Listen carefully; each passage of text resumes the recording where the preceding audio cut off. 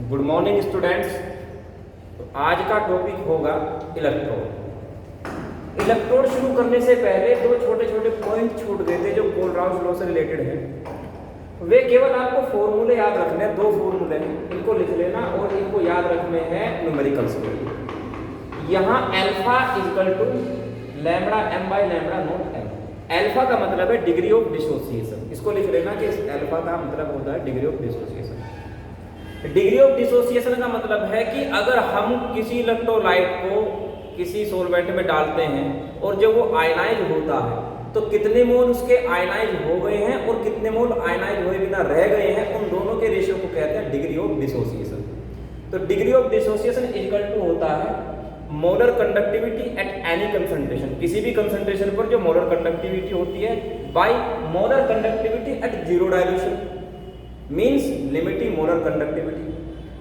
तो इस फॉर्मूले पर न्यूमेरिकल होने का फिर दूसरा फॉर्मूला है, यहाँ के ए है डिसोसिएशन कांस्टेंट, और डिसोसिएशन कांस्टेंट इक्वल टू होता है C alpha square by 1 by alpha. Alpha की वैल्यू तो इस फॉर्मूले से निकलेगी और सी का मतलब है कंसंट्रेशन जो जनरली मोलरिटी होती है।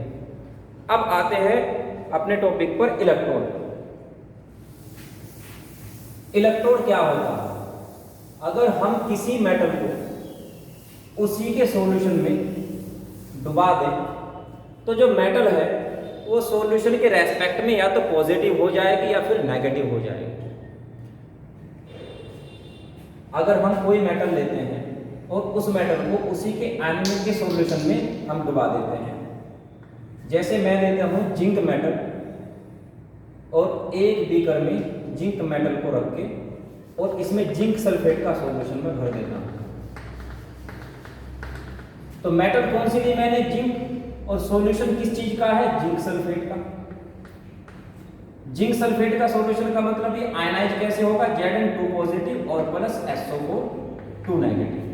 तो किसी भी मेटल को उसके आयन के सॉल्यूशन में, ये मेटल है जिंक और इसके आयन का सॉल्यूशन हो गया, जब उसमें इसको रखा जाता है तो मेटल इस सॉल्यूशन के रेस्पेक्ट में या तो पॉजिटिव हो जाती है या फिर नेगेटिव हो जाती है, ये डिपेंड करता है मेटल पर। इसी तरह से एक मेटल का और एग्जांपल दे देता हूं कॉपर का। अगर हम कॉपर को कॉपर सल्फेट के ही सॉल्यूशन में डुबा देते हैं, ये कॉपर मेटल है और ये कॉपर सल्फेट का सॉल्यूशन है CuSO4, तो ये आयनाइज कैसे होगा? Cu2 पॉजिटिव और plus SO4 2 negative, means copper metal copper ion के ही सॉल्यूशन में रखी गई। तो मेटल को क्या होना है? या तो पॉजिटिव हो जाएगी या फिर नेगेटिव होगी। मेटल पॉजिटिव और नेगेटिव क्यों होती है? क्योंकि मेटल की एक नेचर होती है, जब उसको उसी के आयन के सॉल्यूशन में रखा जाता है तो मेटल या तो आयन की फॉर्म में सॉल्यूशन में जाएगी या सॉल्यूशन से आयन इलेक्ट्रॉन लेकर के मेटल की फॉर्म में आएंगे। तो जैसे जो जिंक होती है, जिंक क्या करेगी? इलेक्ट्रॉन का लॉस करेगी। जो इस मेटल में जिंक के एटम है वो इलेक्ट्रॉन का लॉस करके कन्वर्ट हो जाएंगे Zn2 पॉजिटिव। और इसी तरह जो कॉपर है, कॉपर में से जो कॉपर आयन होते हैं वो इस मेटल से इलेक्ट्रॉन एक्सेप्ट कर लेते हैं, गेन कर लेते हैं और इलेक्ट्रॉन गेन करके बन जाते हैं कॉपर का एटम। अच्छा, लॉस ऑफ इलेक्ट्रॉन को हम क्या कहते हैं? ऑक्सीडेशन। तो मींस ये क्या हुआ है? ऑक्सीडेशन हुआ है। और जब इलेक्ट्रॉन गेन किया जाता है इसको बोलते हैं रिडक्शन, तो ये रिडक्शन हुआ है। तो जब जिंक इलेक्ट्रॉन का लॉस करके जिंक आयनों की फॉर्म में सॉल्यूशन में जाएगा तो जो इलेक्ट्रॉन है वो इलेक्ट्रॉन इस रोड पर इकट्ठे हो जाएंगे, और जब इलेक्ट्रॉन इस रोड पर इकट्ठे हो जाएंगे इसका चार्ज हो जाएगा नेगेटिव। ऐसे ही कॉपर में, जब कॉपर से इलेक्ट्रॉन कॉपर आयन में गेन कर रही है, भाई कॉपर आयन इलेक्ट्रॉन कहां से लेगा? इस मेटल से लेगा, तो यहां इलेक्ट्रॉन की कमी हो जाएगी और इलेक्ट्रॉन की अगर कमी हो गई तो इस पर चार्ज कैसा आ जाएगा? पॉजिटिव। इसी को कहते हैं इलेक्ट्रोड। और इसको एक इलेक्ट्रोड को, एक इलेक्ट्रोड का मतलब जब एक मेटल उसी के आयन के सॉल्यूशन में डूबी हुई है, इसको कहा जाता है हाफ सेल। ये सेल कंप्लीट कब होती है?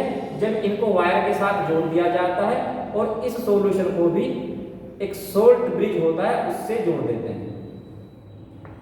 अब ये सोल्ट ब्रिज क्या है और ये कैसे कैसे सेल बनती है, ये भी आपका जब सेल वाला टॉपिक चलेगा उसमें इसको अच्छे से क्लियर करना है। तो फिलहाल तो आपको केवल इलेक्ट्रोड समझना है। इलेक्ट्रोड किसको कहेंगे?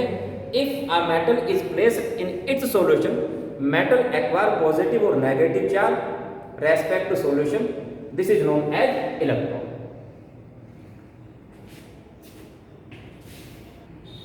अच्छा, किसी इलेक्ट्रोड को या तो कैथोड कहा जाता है या एनोड कहा जाता है। अभी तक आप ये मान करके चलते थे कैथोड का मतलब होता है नेगेटिव चार्ज वाली रोड और एनोड का मतलब होता है पॉजिटिव चार्ज वाली रोड, लेकिन ऐसी इसकी डेफिनेशन नहीं होती। सही में एनोड उसको कहा जाता है जिस पर ऑक्सीडेशन होता है और कैथोड उसको कहा जाता है जिस पर रिडक्शन होता है। तो यहाँ ऑक्सीडेशन किस पर हुआ? जिंक की रोड पर। ये ऑक्सीडेशन हुआ ना, तो जिंक की रोड पर अगर ऑक्सीडेशन हुआ है तो जिंक क्या होगा यहाँ पर? एनोड। और जिंक अगर एनोड है तो उसका चार्ज कैसा है? नेगेटिव। मींस इस सेल में जो एनोड होता है वो नेगेटिव चार्ज वाला होता है और जिस पर रिडक्शन होगा उसको बोलते हैं कैथोड। तो कॉपर क्या है यहाँ पर? कैथोड का काम करेगा और कैथोड का चार्ज कैसा है? पॉजिटिव। जैसे अब तक सेल में आपने पढ़ा होगा कि एनोड पॉजिटिव चार्ज वाला होता है, कैथोड नेगेटिव चार्ज वाला होता है, लेकिन जब इस सेल की बात करेंगे, इस सेल को गैल्वेनिक सेल कहते हैं, तो बाद में आएगा सब कुछ। इस सेल में जो एनोड होता है वो नेगेटिव चार्ज वाला होता है और कैथोड होता है पॉजिटिव चार्ज वाला। कई बार क्वेश्चन पूछा भी गया है कि ऐसा क्यों होता है पॉजिटिव चार्ज और नेगेटिव चार्ज पे, तो इसका आंसर क्या होगा? क्योंकि जो जिंक है उस पर ऑक्सीडेशन हो रहा है और अगर इस पर ऑक्सीडेशन हो रहा है तो हम इसको एनोड कहेंगे।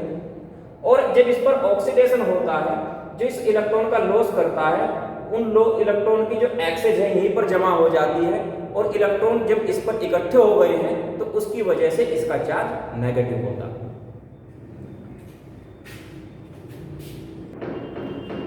इसको एक बार फिर से समझ लीजिए।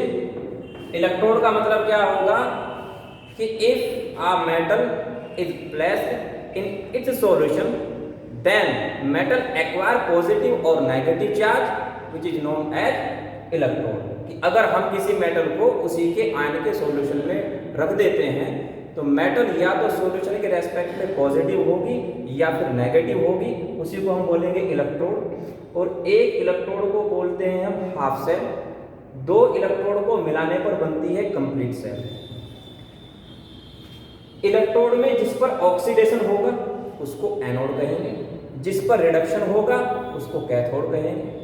और इस सेल में जो एनोड होता है वो नेगेटिव चार्ज वाला होता है और जो कैथोड होता है वो पॉजिटिव चार्ज वाला होता है। जब इस सेल को इस वायर के साथ जोड़ देते हैं, जो इलेक्ट्रॉन इकट्ठे हो गए थे इस पर, वो इस वायर के थ्रू एनोड से कैथोड की ओर चलने लगते हैं और जब इधर को इलेक्ट्रॉन चलते हैं उसके अपोजिट करंट फ्लो होता है, तो करंट फिर यहाँ से इधर को फ्लो होना शुरू हो जाएगा। तो ये सब तो बाद में आना है सेल के बारे में। फिलहाल तो आपको केवल इलेक्ट्रोड याद रखना है। इसके बाद नेक्स्ट टॉपिक आपका होना है इलेक्ट्रोड पोटेंशियल। इलेक्ट्रोड पोटेंशियल क्या है, तो नेक्स्ट वीडियो में आपका टॉपिक हो जाएगा इलेक्ट्रोड पोटेंशियल। तब तक आप इलेक्ट्रोड को अपनी बुक से स्टडी कर लेना।